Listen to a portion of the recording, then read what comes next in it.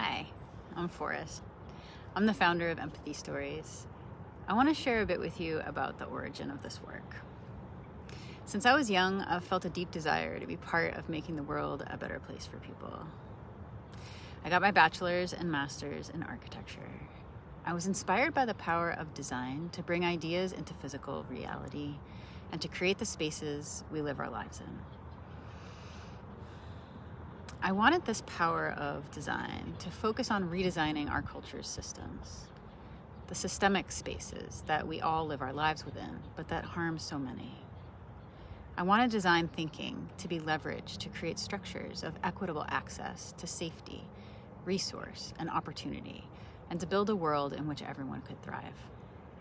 I imagine designers as part of a circle of belonging, designing with community to respond to what is needed together. As an outreach fellow with an architecture program in rural Alabama, I received a grant to create a publication, and I listened to people share about the challenges of living in a divided community. I asked each person, what would it mean to have shared space? I remember one couple, we sat in their home in a line of small houses that used to be sharecropper homes, and they described growing up there. When one house had food, they would share with every house. If one neighbor needed to go to the doctor and didn't have money, one of the neighbors would take them. They would all sing, quilt, and work together with a sense of love and belonging. But over their lifetime, people in the area shifted to feeling locked inside and unable to leave their homes out of fear. Every experience I heard mattered and belonged as part of the whole. I wanted each person to feel safe, cared for, heard, and respected in our time together. Mutual care helped us build trust, form meaningful relationships, and imagine possibility together. At the end of each conversation, I'd ask how participants felt about the idea of gathering. People were moved imagining this, so we created a community group. There was no gathering place, so our first potluck was in the Board of Education building.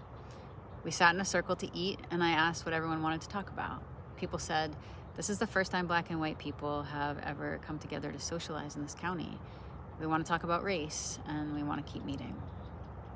So we met regularly, and we shared meals and vision and skills and friendship.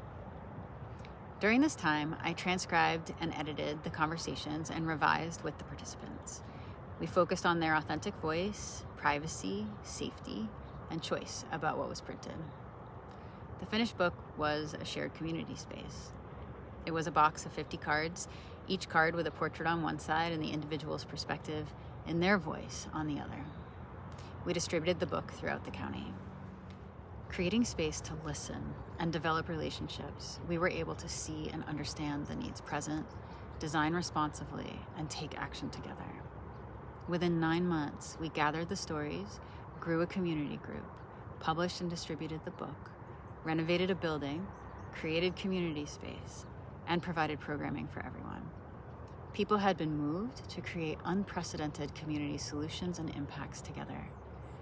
I continued on to work in minimalist architecture in New York City, and eventually I paused my architecture career to study and work in somatic empathy and interpersonal neurobiology to understand how we heal and create meaningful connection so we can cultivate the change we want to see in the world. This integration of design thinking, engaging systems as a whole, and connected communication is what Empathy Stories provides.